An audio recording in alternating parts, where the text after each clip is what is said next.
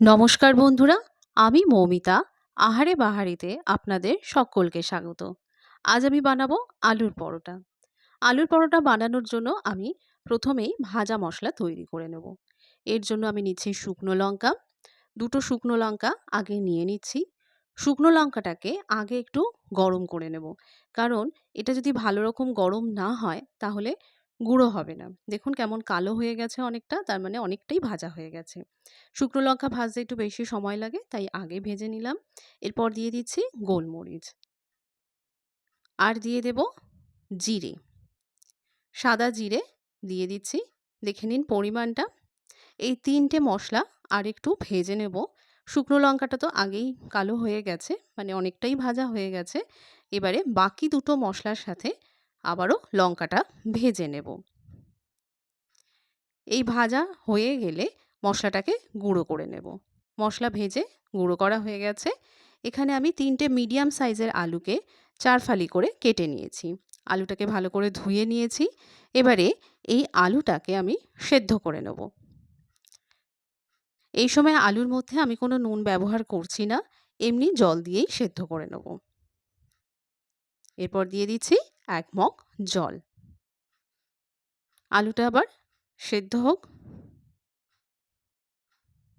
দেখুন আলুটা সেদ্ধ হয়ে গেছে। কেমন সেদ্ধ হয়েছে সেটা চেক করার জন্য আমি খুন্তি দিয়ে একটু গিথে দেখছি। দেখুন কেমন গেঁথে যাচ্ছে, তার মানে আলু সেদ্ধ হয়ে গেছে। এবার এটাকে জল থেকে ছেঁকে তুলে নিচ্ছি। আলুটা এখন পুরো গরম রয়েছে। এই অবস্থায় এটাকে মাখা যাবে না, তাই আমি কিছুক্ষণ এটাকে ঠান্ডা হতে দিচ্ছি। দেখুন আলুগুলো কেমন সেদ্ধ হয়েছে।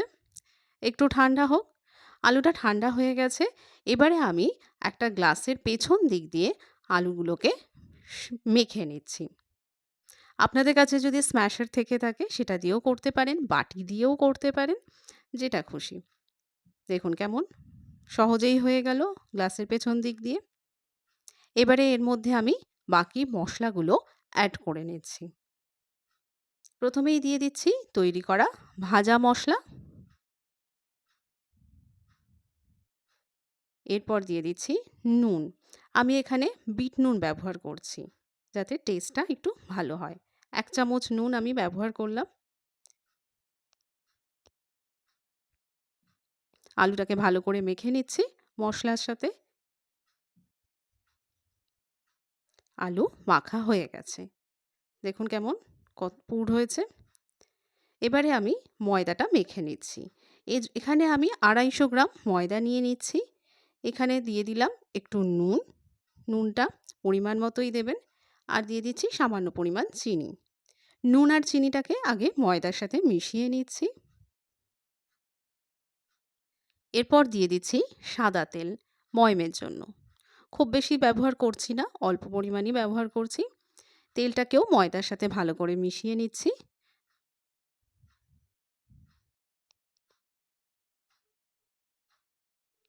আলুর পরোটা একটা সুস্বাদু টিফিন রেসিপি। এটা সহজেই বানিয়ে নেওয়া যায়। বাচ্চা থেকে বয়স্ক সবাই এটাকে খেতে ভালোবাসে। আর সবচেয়ে মজার বিষয় হলো যে এটা তরকারি ছাড়াই খাওয়া যায়। বাড়িতে যদি টক দই থাকে বা সস থাকে, সেই দিয়েই এটা খেয়ে নেওয়া যায়। এবারে এর মধ্যে দিয়ে দিচ্ছি জল। আমি এখানে ঠান্ডা জল দিয়েই ময়দাটা মাখছি। তবে সব জল একসাথে দিচ্ছি না। প্রয়োজন মতো অল্প অল্প করে জল দিয়ে মেখে নিচ্ছি। আবারও একটু জল দিলাম।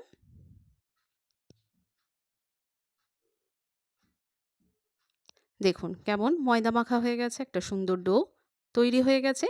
এবারে এখান থেকে আমি লেচিটা কেটে নিচ্ছি। যেহেতু ভেতরে পুর ভরা হবে, তাই লেচিটা একটু বড় করতে হবে, তা না হলে বেলার সময় ফেটে যাবে। দেখুন কেমন সাইজের লেচি করছি। আপনারা চাইলে এর থেকেও বড় লেচি করতে পারেন, যদি পরোটাটা আরেকটু বড় খেতে চান। দুটো করে দেখালাম। দেখুন সবকটা লেচি কাটা হয়ে গেছে। এবারে এর মধ্যে পুর ভরে নেব। তার জন্য লেচিটাকে হাত দিয়ে এইভাবে বাটির মতো একটা শেপ করে নিচ্ছি, যাতে ভেতরে পুরটা ভালো করে বসিয়ে নেওয়া যায়। আপনার পুরের সাইজ অনুযায়ী আপনি এখানে বাটিটার সাইজটা বাড়িয়ে কমিয়ে নেবেন। দেখুন আমি আবার চারপাশ থেকে একটু পাতলা করে বাড়িয়ে নিচ্ছি। আমি একটা গোল বল করে নিয়েছি যাতে পুরটা এখানে দিতে সুবিধা হয়। সেই বলটাকে পুরের মধ্যে দিয়ে আঙুল দিয়ে প্রথমে প্রেস করে দিচ্ছি, দিয়ে দুটো মুখ জুড়ে দিচ্ছি। আঙুল দিয়ে আবারও ঢুকিয়ে দিচ্ছি, যে অংশটা মনে হচ্ছে বেরিয়ে আসছে। এইভাবে দুটো মুখ ভালো করে সিল করে নিচ্ছি দুপাশ থেকে।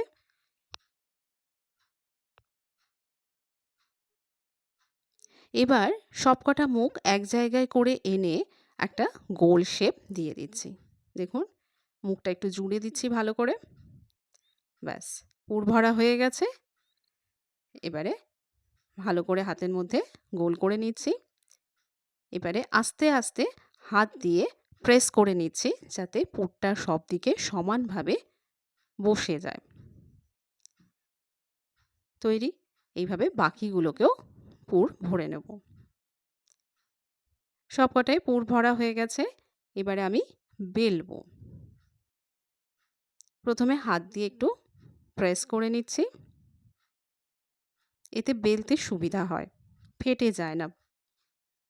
এরপর ওপর থেকে ময়দা ছড়িয়ে নিচ্ছি। এখানে তেলের ব্যবহার করব না, শুকনো ময়দা দিয়ে আমি বেলে নেব। এবারে আস্তে আস্তে বেলে নিচ্ছি, তবে এক জায়গায় বেশিক্ষণ প্রেস করবেন না আর খুব বেশি প্রেশার দেবেন না।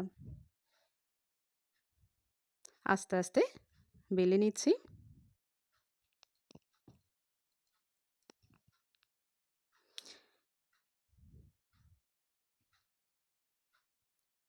আপনারা যদি আরও একটু বড় করে পরোটাটা খেতে চান তাহলে লেচির সাইজটা আর একটু বড় করে নেবেন। এটায় যেহেতু পেঁয়াজ রসুন থাকে না, তাই যে কোনো নিরামিষ দিনেও আপনারা এটা বানিয়ে খেতে পারেন। আর যদি মশলাটা আগেই করে রাখতে পারেন তাহলে সকালে চটজলদি এটা বানিয়ে নেওয়া যায়। এবারে তাওয়ার মধ্যে বেলা রুটিটাকে দিয়ে দিলাম, দিয়ে প্রথমে এপিট ওপিট করে ভালো করে সেঁকে নেব। ঠিক যেভাবে আমরা রুটি সেঁকে নিই সেভাবে আগে সেঁকে নেব। কাঁচা অবস্থায় তেল বা ঘি ব্যবহার করব না।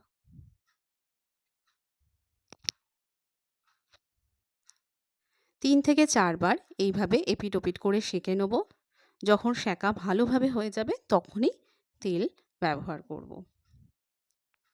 আমি এখানে সাদা তেল দিয়ে পরোটাটা ভাজবো।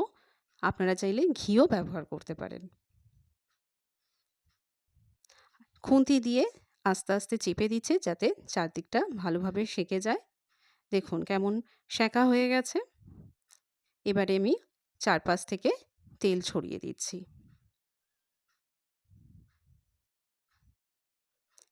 এপিট ওপিট করে তেল দিয়ে ভালো করে ভেজে নিতে হবে। যত মচমচে লাল লাল ভাজা হবে খেতে ততই ভালো লাগবে।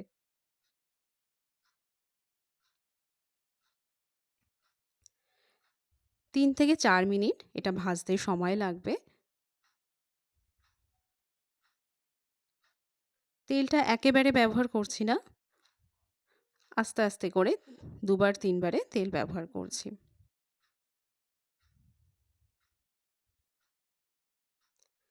খেয়াল রাখবেন পুড়ে যেন না যায়, তাই বারবার কিন্তু এপিট ওপিট করে ওলট পালট করে ভাজতে হবে।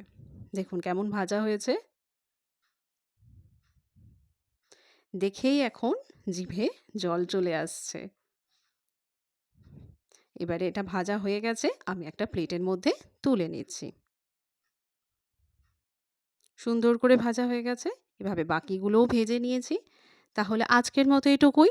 আবার দেখা হচ্ছে নতুন একটা ভিডিওতে নতুন একটা রেসিপি নিয়ে। আমার আজকের রেসিপিটা কেমন লাগলো সেটা কমেন্ট সেকশনে জানাতে ভুলবেন না। ধন্যবাদ।